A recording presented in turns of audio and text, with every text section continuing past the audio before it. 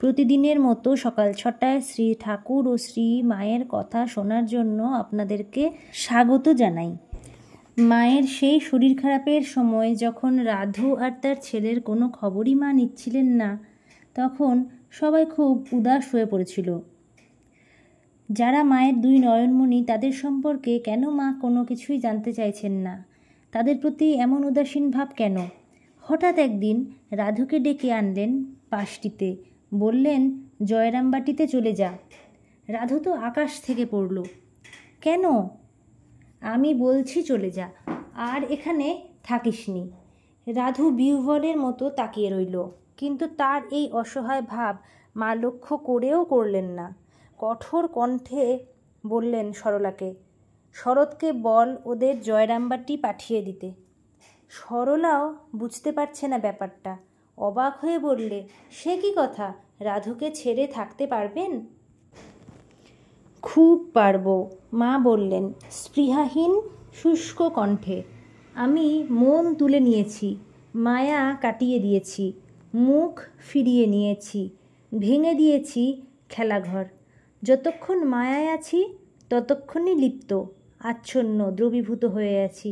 যেই মায়া কাটিয়ে দিয়েছি, অমনি আমি বীততৃষ্ণ, বীতশোক, হৃদয়হীন, উদাসীন। সরলা যোগেনমা আর শরৎ মহারাজকে খবর দিলে। যোগেনমা ছুটে এলো মার কাছে, বললে, এ তুমি কি বলছো মা? কেন রাধুদের পাঠিয়ে দেবে? এরপর ওদের সেখানেই থাকতে হবে যে। আমি মন তুলে নিয়েছি, আর নয়, চাই নে। রাধুর 2 চোখ ছলছল করে উঠল, দাঁড়িয়ে রইল কিংকর্তব্য বিমূঢ়ের মতো। যোগেনমা কাছে এসে ঝুঁকে পড়ল, ও কথা বলো না মা, তুমি মন তুলে নিলে আমরা বাঁচব কী করে? হাতের তাস এবার জ্বলে গিয়েছে, আর নয়। কেমন নিষ্ঠুর শোনালো মাকে। কি করবে বলো, মায়া কাটিয়ে দিয়েছি সমূলে। রাধু আমার কেউ নয়, ওর ছেলে আমার কেউ নয়। যোগেনমা সব বললে গিয়ে শরৎ মহারাজকে। শরৎ মহারাজের মুখ অন্ধকার হয়ে গেল। বললে, তবে আর মাকে রাখা গেল না? কি হবে? রাধুর থেকে মন যখন তুলে নিয়েছেন, তখন আর আশা নেই। আশা নেই? রাধুর বুকে লাগলো যেন হাহাকারের করাঘাত। পিসি আর ভাববে না, ভালোবাসবে না, শত অত্যাচার নীরবে সহ্য করবে না, সহ্য করে ফের পরম ক্ষমায় আশীর্বাদ করবে না, এমন কথা বলতে পারলো পিসি? ভাবতে পারলো? সরলাকে শরৎ মহারাজ ডাকলেন নিভৃতে, বললেন, তোমরা সব সময় আছো মার কাছে, যে করে পারো রাধুর ওপর মার মন ফেরাও, যাতে রাধুকে ডাকেন, রাধুকে খোঁজেন, রাধুকে ধরেন হাত বাড়িয়ে। এই এখন মার একমাত্র চিকিৎসা। বলো, পারবে? পারবে না? সরলা কাছে আসতেই বললেন মা, যে মন একবার তুলে নিয়েছি, তা পারবে না নামাতে।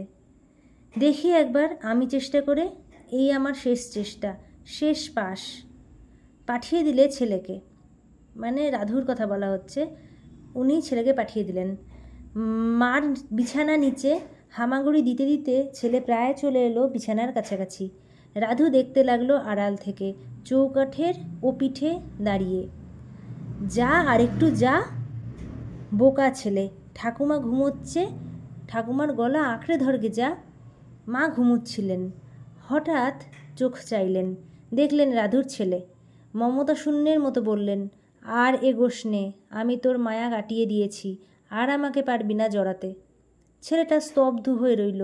একজন ভক্ত মেয়ে ছিল ঘরে, তাকে মা বললেন, ওকে নিয়ে যা, ওকে আর আমি চাই না। ঝরঝর করে কেঁদে ফেলল রাধু। ছেলেও কাঁদল। ছেলেকে বুকে ধরল রাধু, কিন্তু রাধুকে কে বুকে ধরে? অন্নপূর্ণার মা এসেছে দেখতে। ঘরে কারু ঢোকবার অনুমতি নেই বলে দুয়ারের কাছে বসে আছে। মার চোখ পড়তেই মা তাকে ডাকলেন ইশারায়, বললেন কাছে বসতে। কাছে বসবে কি, মার শরীরের দশা দেখে ফুঁপিয়ে ফুঁপিয়ে কাঁদতে লাগলো। মা, তুমি যখন থাকবে না, তখন আমাদের কি হবে? মার গলার স্বর বসে গিয়েছে, ভালো শোনা যায় না, তবু বললেন মুখের কাছে ওর কান এনে, কোনো ভয় নেই অন্নপূর্ণার মা, একটি কথা শুধু বলে যাই, যদি শান্তি চাও অন্যের দোষ দেখো না, শুধু নিজের দোষ দেখো। কেউ তোমার পর নয় বাছা, সব তোমার আপনার লোক, সবাইকে আপনার করো। দৈবী চিকিৎসাও কম হলো না। 5 মহাবিদ্যার অর্চনা হলো, 5টি গ্রহ পূজা হলো, বাগবাজারে সিদ্ধেশ্বরী তলায় শতচণ্ডী পাঠ হলো, সস্তয়ন হলো বারাসতের শ্মশানে। মা ফিরলেন না, শুধু শরৎ মহারাজকে বলে গেলেন, শরৎ, এরা সব রইল, আমার যোগেন, গোলাপ, আমার সকলে। ওই মার শেষ কথা। 4ঠা শ্রাবণ, মঙ্গলবার, 1327 সাল, রাত 1:30টার সময় মা মহাসমাধিতে নিমগ্ন হলেন। মর্তদ্বীপ নির্বাপিত হবার আগে মার মরদেহ কালো ও কুঞ্চিত হয়েছিল। এখন আশ্চর্য, দীপাবসানের সঙ্গে সঙ্গে এলো এক অপূর্ব দিব্যজ্যোতি। আড়ষ্ট কুঞ্চিত দেহ আস্তে আস্তে নরম হতে হতে প্রসারিত হলো।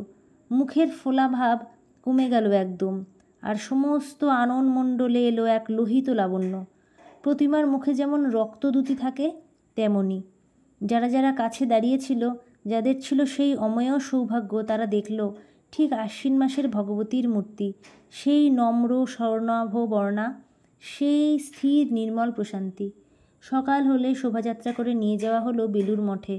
তার আগে মার কথা মতো স্নান করানো হলো গঙ্গায়। শোভাযাত্রার বাহক শারদানন্দ, শিবানন্দ, মাস্টারমশাই, আরও অগণন মার সন্ততি, ধুলো কাদা মাখা ময়লা কাপড় পরা ছন্নছাড়া বাউন্ডুলের দল। বেলুর মঠের নির্ধারিত স্থানে মার চিতা নির্মাণ হলো। বেলা প্রায় 2টোর সময় জ্বলল প্রথম অগ্নিশিখা। এই আমাদের দক্ষিণাকালী, দক্ষিণেশ্বরের পাশে দক্ষিণাকালী। দক্ষিণেশ্বর রামকৃষ্ণ, দক্ষিণাকালী সারদা। একজন দাক্ষিণ্যময় আর একজন সুদক্ষিণা। দক্ষিণেশ্বর তাই শুধু রামকৃষ্ণ দেবের পীঠস্থান নয়, সতীসুন্দরী শারদামণির সিদ্ধতীর্থ। এখানে তপস্যা শুধু রামকৃষ্ণ দেবী করেননি, শারদামণিও করে গেছেন। পার্বতীর জন্যে ধূর্যটির, শিবশঙ্করের জন্যে অপর্ণার, মাধুর্যময়ী কৃপাসাগরী লক্ষ্মী, লজ্জা, বিদ্যা, শ্রদ্ধা, কান্তি, পুষ্টি, বিনিশ্চলা। শুধু কি তাই, সর্বকামদা, সুরথ রাজ্য সাধিকা, সদা শিবকরী, আনম্র মেঘচ্ছায়া। শুধু তাই নয়, আবার শক্তিসারা, শক্তি সিংহ সমন্বিতা।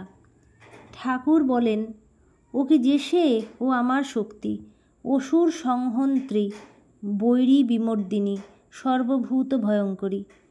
অত শত জানি না আমরা জানি আমাদের মা পাতানো মা নয়, সৎ মা নয়, নকল ডাকের মা নয়, সত্যিকার মা, জলজীয়ন্ত মা। দয়ার্দ্র হৃদয়া, সর্বদুঃখহা, সর্বদোষ বিঘাতিনী বসুন্ধরা।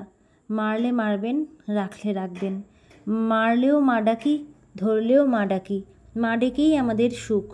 সম্পদে রেখেছেন না বিপদে রেখেছেন তা জানি না, শুধু জানি মার কোলে শুয়ে আছি। কোথায় ফেলবেন? সর্বত্রই মার কোল, কোলের বাইরে আর জায়গা কোথায়? কত দৈন্য আর রাখবেন?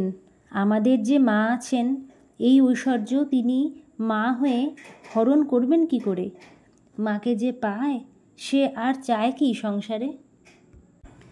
মায়ের সমস্ত কথাগুলি যে যেই গ্রন্থাবলী থেকে সংগ্রহ করা, সেই গ্রন্থগুলির নাম হলো শ্রী শ্রী মায়ের কথা, প্রথম ও দ্বিতীয় খণ্ড, স্বামী শারদানন্দকৃত শ্রী শ্রী রামকৃষ্ণ লীলাপ্রসঙ্গ, ব্রহ্মচারী অক্ষয় চৈতন্যকৃত শ্রী শ্রী সারদা দেবী, শ্রী সারদা দেবী দ্য হোলি মাদার, রামকৃষ্ণ মঠ, ম্যাড্রাস, শ্রী আশুতোষ মিত্রকৃত শ্রীমা, অক্ষয় কুমার সেনকৃত শ্রী শ্রী রামকৃষ্ণ পুঁথি, চন্দ্রশেখর চট্টোপাধ্যায়কৃত শ্রী শ্রী লাটু মহারাজের স্মৃতিকথা, স্বামী বিবেকানন্দের পত্রাবলী, শ্রীকৃষ্ণচন্দ্র সেনগুপ্তকৃত শ্রী শ্রী লক্ষ্মীমণি দেবী, লক্ষ্মীমণি দেবী ও যোগীন্দ্রমোহিনী বিশ্বাসকৃত শ্রী রামকৃষ্ণের স্মৃতিকথা, স্বামী গম্ভীরানন্দকৃত শ্রী রামকৃষ্ণ ভক্তমালিকা, গৌরীমা, শ্রী শ্রী শারদেশ্বরী আশ্রম।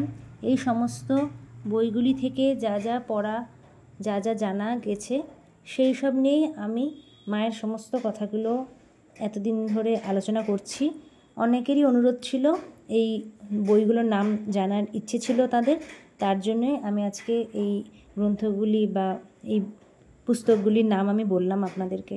আবার আগামীকাল ভোর 6টায় মা ও শ্রী ঠাকুরের কথা শোনার আমন্ত্রণ জানিয়ে আজকের মতো ভিডিও শেষ করছি। সবাই বলুন জয় শ্রী ঠাকুরের জয়, জয় শ্রী মায়ের জয়।